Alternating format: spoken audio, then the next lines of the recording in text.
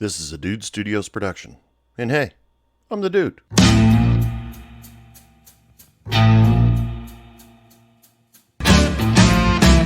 Hey bartender, pass me a drink. The reason that I'm here is I need time to think. Welcome back to Hey Bartender Podcast. You are listening to Anthony, your bartender for the evening. How is everybody doing? Good to hear from you guys. Good to see you guys. Oh, wait, I can't hear or see you. But I do check my social media on a extremely obsessive-compulsive basis, so it's kind of like I'm hearing you anyway. So, how's everybody doing? We got a lot of stuff happening out in the world today, but you're in my bar right now, so let's not try to think about it all that much. We're going to talk about it a little bit, but first we got to get the drink special out there. This week's drink special comes from Basement Bartender on Instagram. He's from British Columbia. This one's called the Division Bell.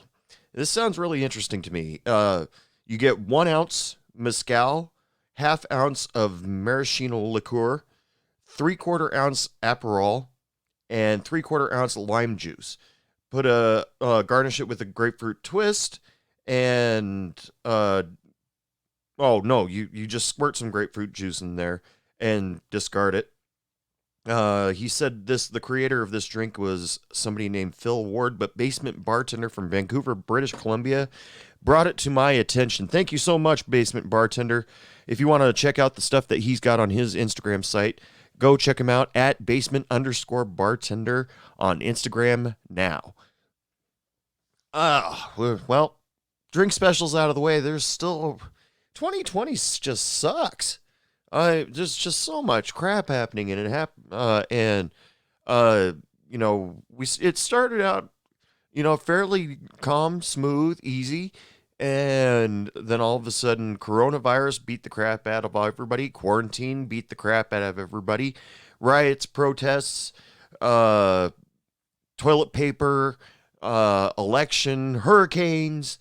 And a lot of these people just wanted to sit back and have a relaxing drink. So we're going to pretend that this is the closest thing that I can give you to a bar right now.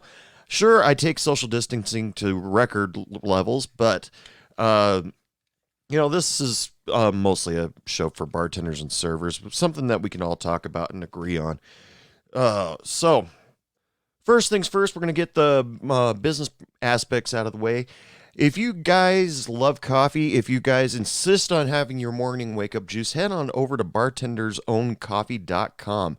It's coffee selected and run by a bartender, and all you have to do is go to www.bartendersowncoffee.com, and if you use promo code HeyBartender on your order, you get automatic 20% off your entire order. You can get all sorts of different blends. You can get them espresso ground, regular ground, whole bean. You can even get them in K-cups. So head on over to www.bartendersowncoffee.com today. And also don't forget to visit www.heybartenderpodcast.com, where I put episodes that that you can catch up on. I've got t-shirts. Pretty much all just asking for support. Help me get this podcast up and running in the proper level. So head on over to heybartenderpodcast.com today and help support a podcast by pick up a t-shirt or something. Something people ask me every once in a while is, how do you deal with the bad nights in the bar? And I really have to remind them that not every night's a bad night. And in fact, the good nights outweigh the bad nights majority of the time, because if you're running your bar right, if you're practicing good customer service, every single person in that bar is your friend. However, there are bad nights. You get that one random person in there, or accidentally give a shot of tequila to a guy that can't handle tequila, and then all of a sudden magical things happen. Because everybody's got that one liquor out there that does the Jekyll and Hyde effect. You've heard me talk about that before. Tequila, some people just automatically want to fight. Some people automatically want to take their clothes off. Wine, women just all of a sudden want to start crying. Beer, they want to fall asleep. Whiskey, they want to vote politically. I don't know. But, just alcohol, various different kinds of alcohol can have different effects on all sorts of people. But yeah, bad nights do come along every now and then. And, here's a generic example that I think I told you guys about, but it's the best example I can possibly think of. Truthfully, I think I only served 2 out of the 3 guys 1 beer. And these guys were newbies, freshly 21, home from college. And they think, okay, I'm finally old enough. I'm going to go into the bar. And the thing you got to do when you're in a bar is start a fight. Okay, no. College kids, if you're listening to this, that's not the point of going into a bar. You don't go into a bar, especially my bar, to fight. You come into my bar to have a good time, laugh, and meet people. But you get those bad seeds every once in a while. Sure, right? These guys just think in order to have a good time in a bar, I have to fight. And truth being told, everybody, in order to have a good time in the bar, in my opinion, is to laugh, carry on, and if I get so lucky to have a girl smile at me, talk to me, maybe even slightly debate that I'm take-home material, that's a good night for me. But I'm not saying that she has to take me home to be a good night. That would be a great night. But I digress. Now, these 2 guys that came in, I had a regular customer. He was already in there. He was generally a nice guy, and I had no problem with him whatsoever. I even pulled a couple pranks on him. I'll tell you about those a little bit later in another episode. But, and he was a good sport about it. He was just mellow, friendly.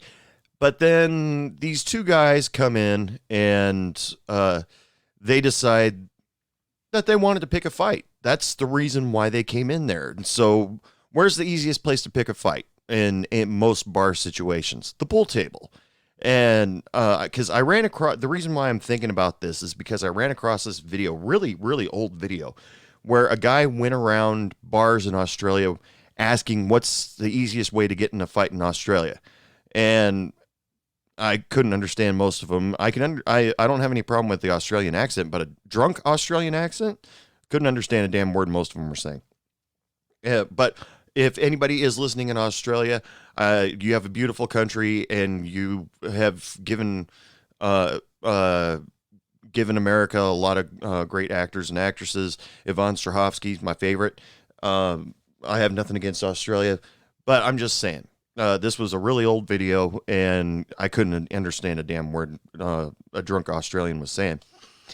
So anyway, in my bar, the best place to get into a fight was the pool table, because you get a couple drinks in you, and then all of a sudden you start to disagree on a shot. You're like, oh, well, it didn't hit the wall first, or it hit my ball, or just a bunch of ridiculous things like that. And all of a sudden, one guy got in the other guy's face. I immediately walked over and stood at the pool table and said, "We got a problem here, boys." And they said, "Look, this guy's messing with me on the pool table." And he was talking about the regular that I told you was a pretty mellow guy. And the regular mellow guy, he was just standing his ground. He wasn't raising his fists. He just wasn't moving.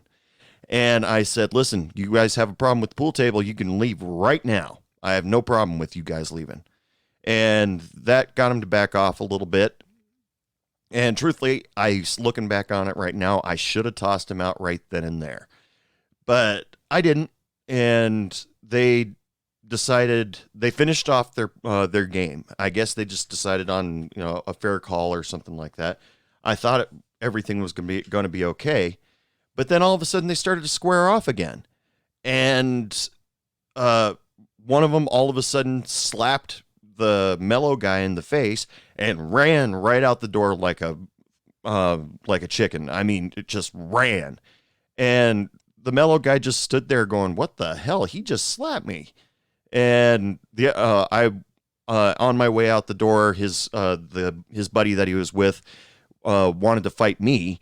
And I looked at him. I said, "You got to leave right now because, like I've told you guys before, my Harley guys were right behind me. All I had to do was say kill, and the Harley guys would have done it." And he kind of strutted out the door, but his friend was already in the car. Car started out of the parking lot, saying, "Come on, come on, come on!" And he's just like, "Wait, what the fuck?" I grabbed the phone and I stood there and debated for a few minutes, calling the cops. I had the guy's license plate. I stood there and debated for a few minutes, and I thought, nah, they're gone. They won't be any trouble anymore. So I came back in and I asked my regular, "Are you okay?" And he's all like, "Oh yeah, I'm fine." And so that was pretty much it. But things don't always go that easy for every bartender. One night, it was my night off. I was hanging out at my friend's bar with a friend of mine, and we knew a whole bunch of people that were in that bar. And all of a sudden, out of nowhere, one of the guys at the bar that was a customer at the time gets a phone call on his phone, and it was his girlfriend who worked at yet another bar across the street. And he's like, "Oh, whoa, okay, I'll be all right. I'll be right there." And so he quickly says to me, "There's a fight over at Paradise, and and Trish is in trouble." And I said, "I'll go with you," and told my friend what was going on as we ran over to Paradise. And we walk in there, bottles broken everywhere. The door was cracked. The window on the door was cracked. And but the guys that were involved were already gone. They split, ran. And our friend Trish was behind the bar, crying, shaking, and I said, "Well, calm her down." And I looked at her boyfriend, and I said, "Well, calm her down, dude." And so he went and calmed her down a little bit, and I didn't work at Paradise anymore at that time, but Trish is still a friend, and so I offered to help her get things. I guess what happened, she told me, and just like she told the cops, because the cops almost stopped me because I was running to the bar and they thought that I was running back to the scene of the crime. But as they're trying to stop me, I said, "There's trouble over at Paradise Grill. Let's go, go, go, go." And so they followed me over there. But she told me first that the guys that call themselves the Wrecking Crew, I guess it was the name, what the local high school called their football team, which none of these guys were a part of the football team. They were just guys, meatheads that like to work out a lot and hang out in the clubhouse, talk about getting into fights, talk about lifting. And if they couldn't find somebody to beat the crap out of nearby, they beat the shit out of each other. They were that stupid.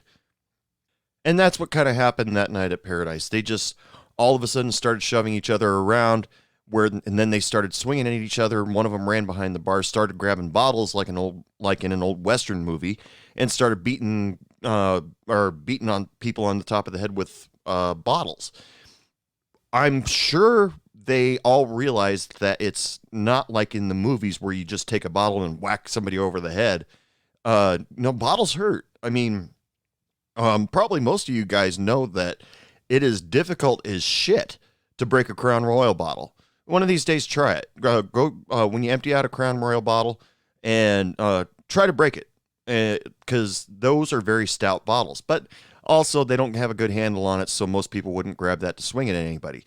So they go for the tall bottles like Stolichnaya, the Jack Daniels, or something with a long neck on it. But most liquor bottles, they don't just go crash. They go bang, bang, crunch. And you could really do some serious damage to a person before you do any damage to a bottle. And so that's pretty much what happened to Trish that night. She had to deal with these overamped idiots that just decided to get into a fight that night. And as soon as they realized that she'd called the cops, they bolted. And the cops couldn't really do anything because there was no ID, no proof, no video footage. So all they could do was just take her statement and then be on their way. And even though we knew exactly in that town who are the guys that were pull that kind of crap.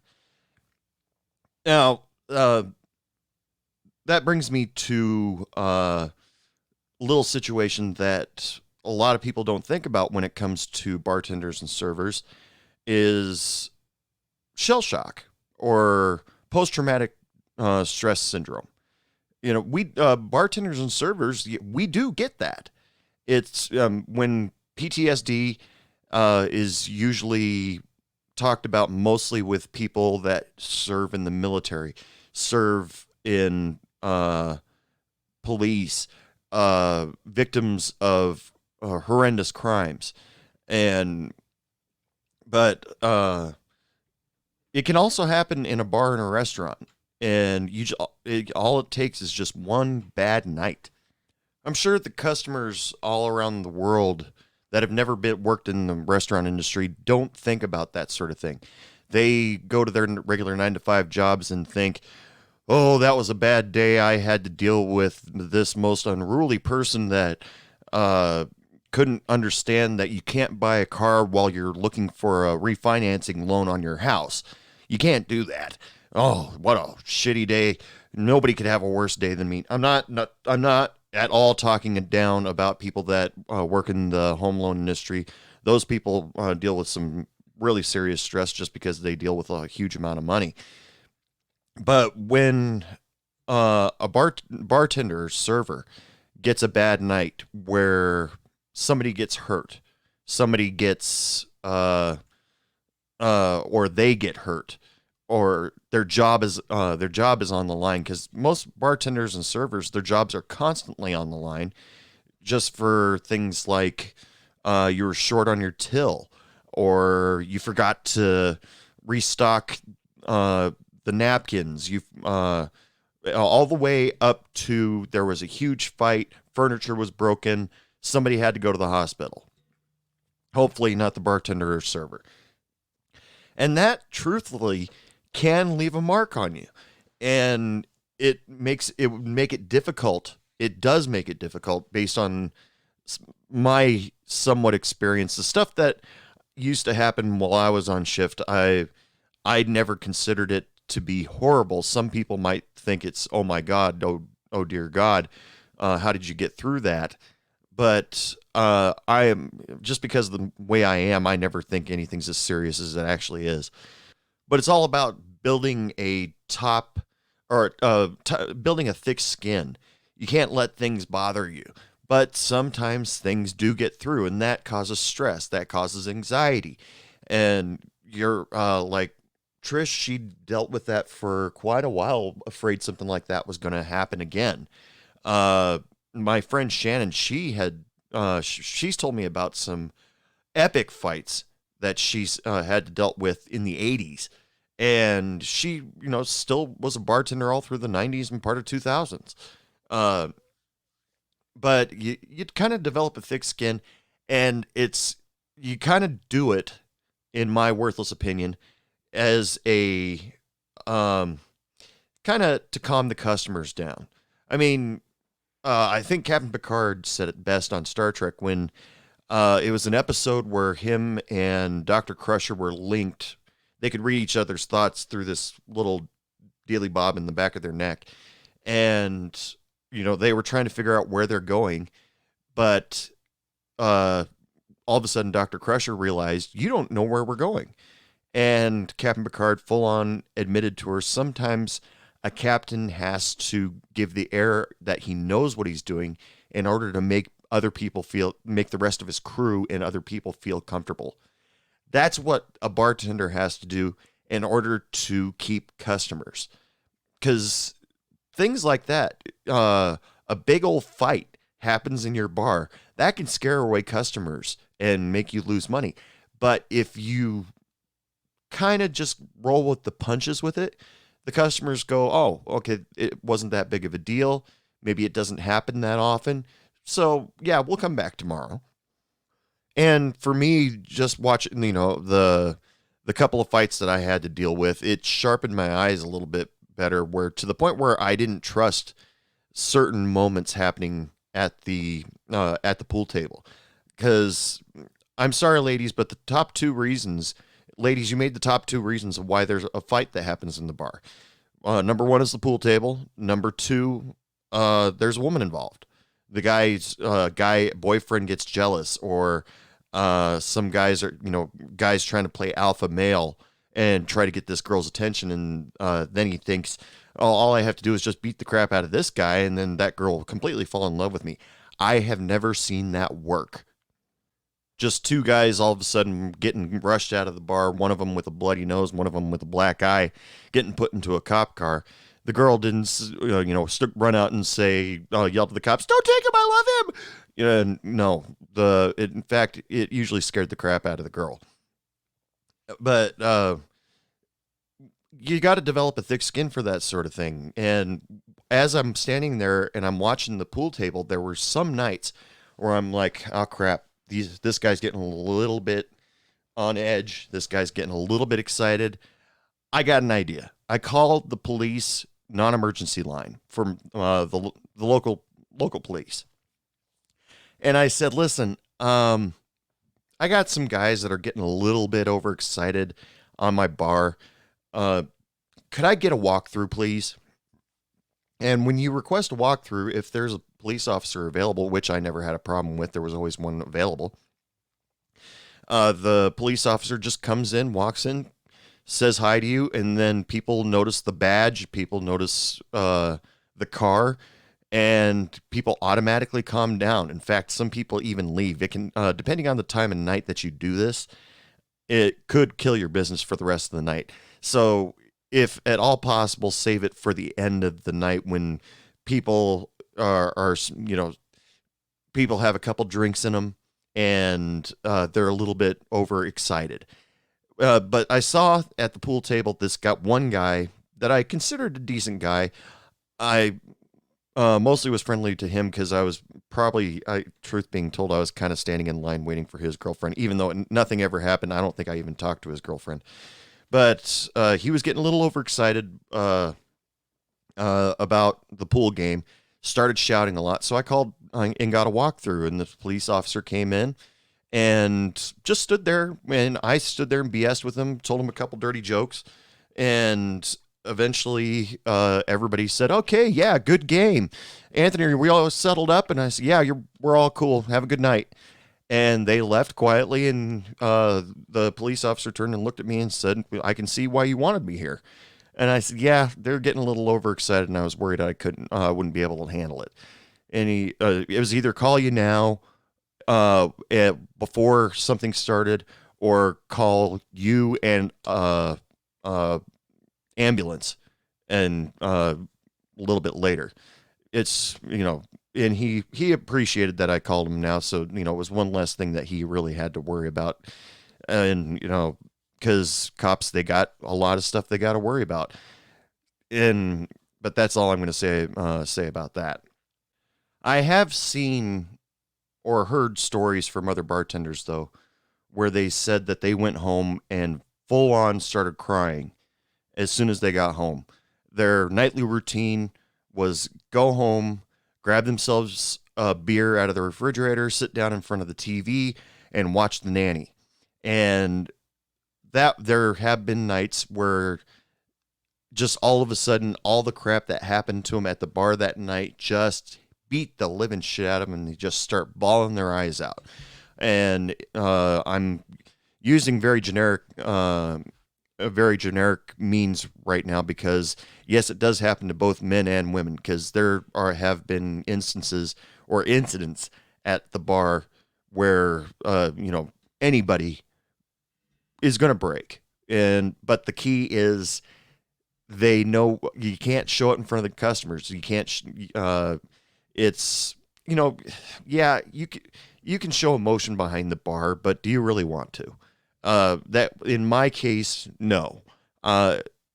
Whenever somebody tried to pick a fight with me, start yelling at me, threaten to kick my ass, and most of the time after I had the situation resolved, I started yawning as if I was tired, and it wasn't a fake yawn. It was just a knee jerk reaction. It's like, okay, so what else? What else we got to do tonight? Who else needs a drink? Yeah, that's just I guess it was just my way of dealing with it. It's not like, fighting gives me narcolepsy or something like that. That would be funny, though. The guy pulls back a punch, and all of a sudden the guy goes, oh, thump, falls asleep right then and there, and he hasn't even thrown a punch yet. That would be interesting. Anybody ever seen that in a movie before?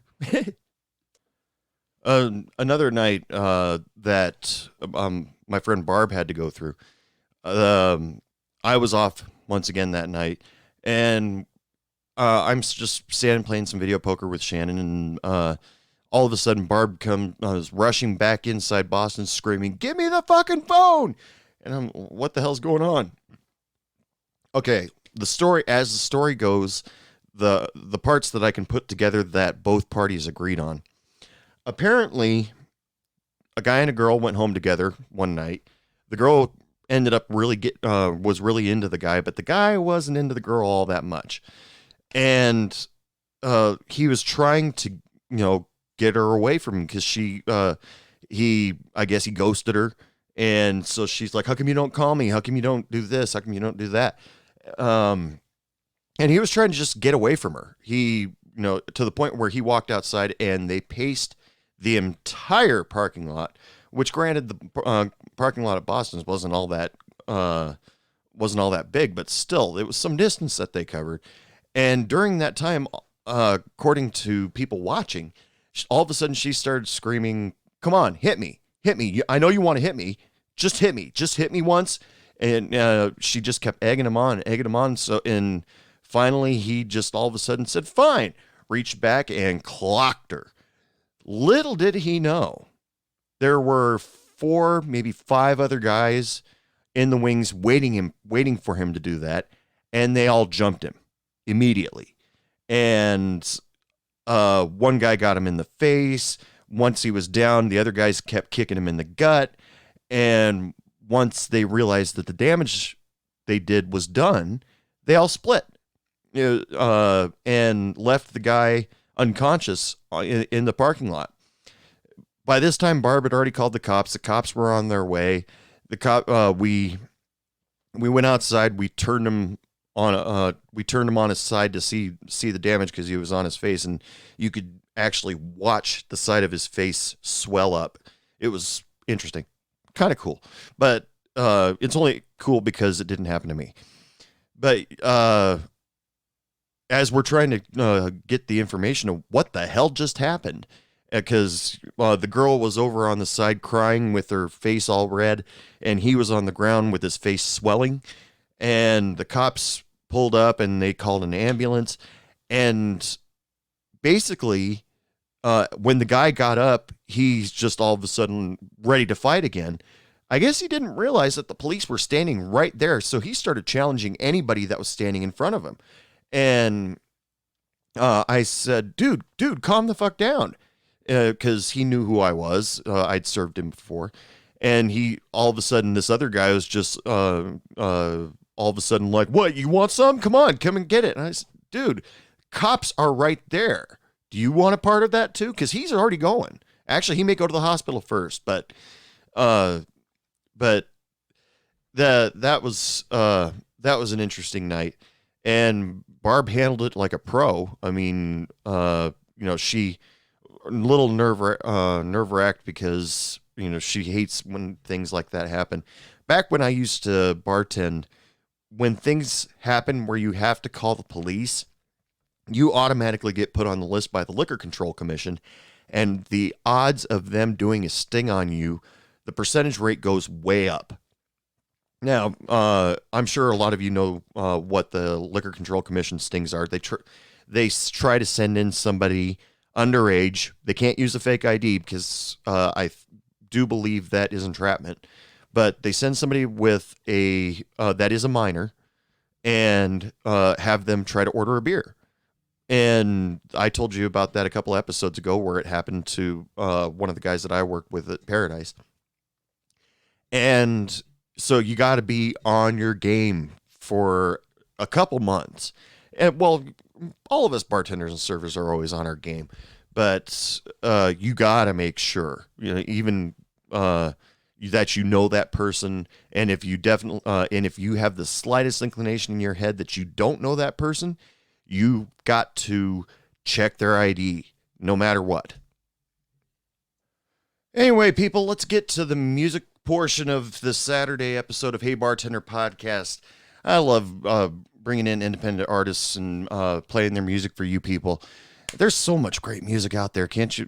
And you guys just don't understand. It's just the tip, and I just am cracking the service and finding so much good stuff. However, this week I'm bringing back yet again an artist that I've gotten to know ever so slightly. I met her while I was wandering through SeaTac Airport. She was playing in front of the Sub Pop record store, and I just loved the way she sounded, and I walked over and talked to her for a little bit. And I have been a big supporter of this girl because she's got so much talent, and I'm really hoping that she really makes it big. She is already well on her way. She's got over 250,000 downloads on her last single from Spotify. And so this time I am bringing back Abigail Neilson with her brand new single, Left Unsaid.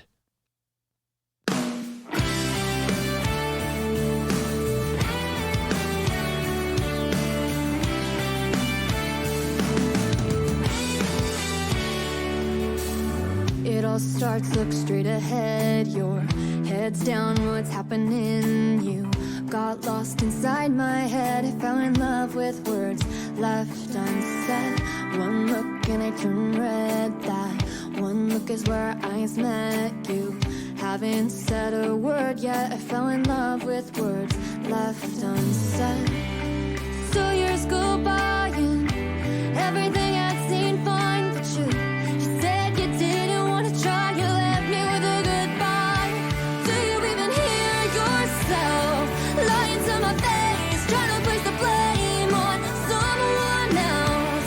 Is it making you better, saying you regret all the years spent between you and me? Yeah, it feels nothing to you now. Is it making you better, saying you don't love me now? Is it making you better, saying you don't love me now? You don't love me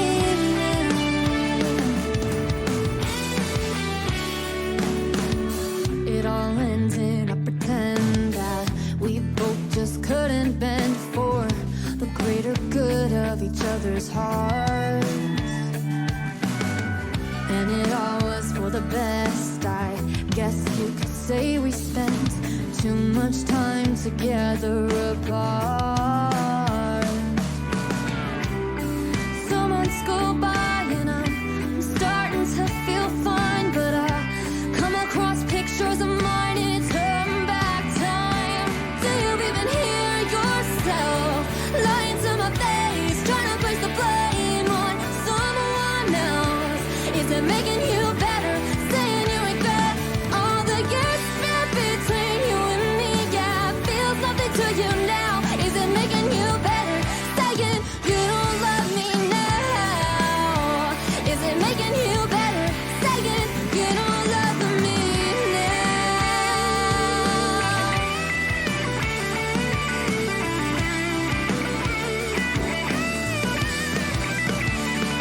Do you even hear yourself lying to my face, trying to place the blame on someone else? Is it making you better, saying you regret all the years spent between you and me? Yeah, it feels nothing to you now. Is it making you better, saying you don't love me now? Is it making you better, saying you don't love me now? Is it making you better, saying you don't love me now?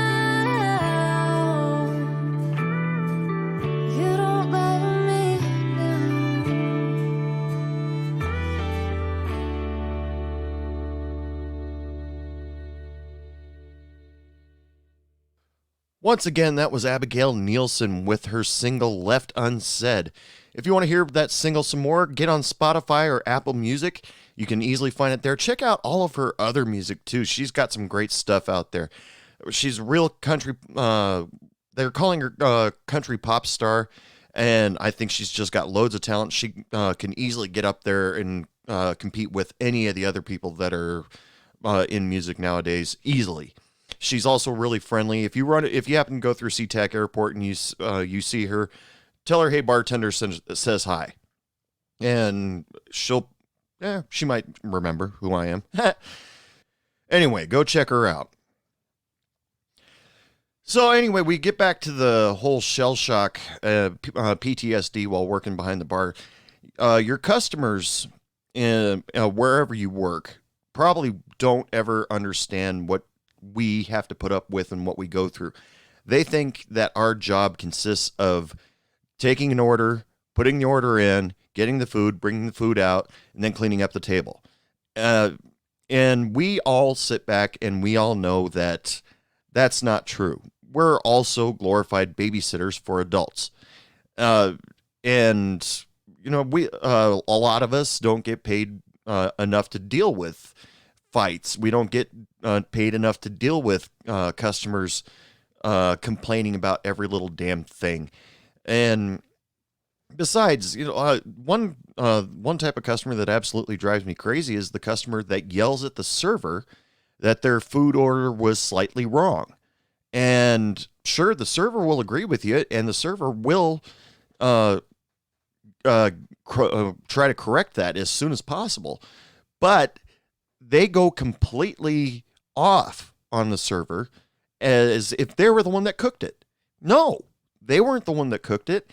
And should you even go off on the person who did cooked it? No, because they have dozens upon dozens of orders all at the same time. And it's tough to keep up with. You have to commend it. You commend your cooks because, like being a bartender, you've got all these ingredients that you got to put in to make it just right. And then they have to deal with things like, is the meat cooked well enough so that they don't get sick off of it? Or, oops, I forgot you wanted mashed and you didn't want a baked potato. But they've got the kitchen behind them, and I highly doubt that anything would ever happen like in the movie Once Upon a Time in Mexico, where Johnny Depp just all of a sudden walks into the kitchen and corrects the universe by shooting the cook. God, I hope that never happens, because that would freak me out bad. But bartenders, servers, let's all sit back and agree. We all deal with some pretty unruly shit when it comes to customer complaints. Sure, we do have some awesome customers. They probably do outweigh the bad customers. I mean, really sit back and think about it. How many good customers do you have, good regulars, compared to the bad regulars or a bad customer that you get? Do you average maybe one bad customer a day, every couple days, a week? I mean, compared to that one guy that gets off work and insists after three shots of scotch, standing on top of the bar and saying, "Everybody, I've got a joke." All of a sudden, he's got a Scottish accent, don't know where it came from, and he tells the same damn joke every day. Something about you fuck one sheep and you're a sheep fucker for life. Anyway, but you just have to sit back and think you have some good moments a lot of the time. Which also brings something up before I call last call. I've been watching this thing on TikTok, or all over social media, the Venmo challenge. Now, what the Venmo challenge is, for you people that don't know, is somebody sets up a Venmo account and asks all of their followers to donate a quarter, 50 cents, whatever you feel like. And when it gets up to a certain dollar amount, or when a certain amount of time has passed, they gather up all that money, go to a restaurant, and tip whatever they received on that Venmo account to the server that served him that night. Me, Anthony, the dude, Hey Bartender Podcast, I want to do that because I see these faces that these servers get when they receive this cash tip money, and some of the stories are like today. I saw one where a woman's like, "I'm going for an operation next week. This will take care of everything," and that's got to make you feel good. And then there was this other video where the woman got a stack of cash, and she's like, "I can't keep this for myself." And so she told the person with the camera, "Come with me." And then she divvy out some of the cash to every single one of her coworkers. That's got to be a great feeling. I want to have that feeling. So be watching on Hey Bartender Podcast social media accounts, Facebook, Hey Bartender Podcast, Instagram, Hey Bartender Podcast. I will be starting a Venmo account here in the very near future, probably beginning of next month, where I want to do that. I want to do the Venmo challenge through Hey Bartender Podcast and make a server or bartender's day. That's just all I want to do. So, that being said, last call, people. Last call for alcohol. Come on up to the bar because I'm not walking out there. So, once again, thank you so much to people, all my friends that help me with these stories that I talk about every single episode. I'd like to thank all the listeners for listening to me drone on about all this stuff.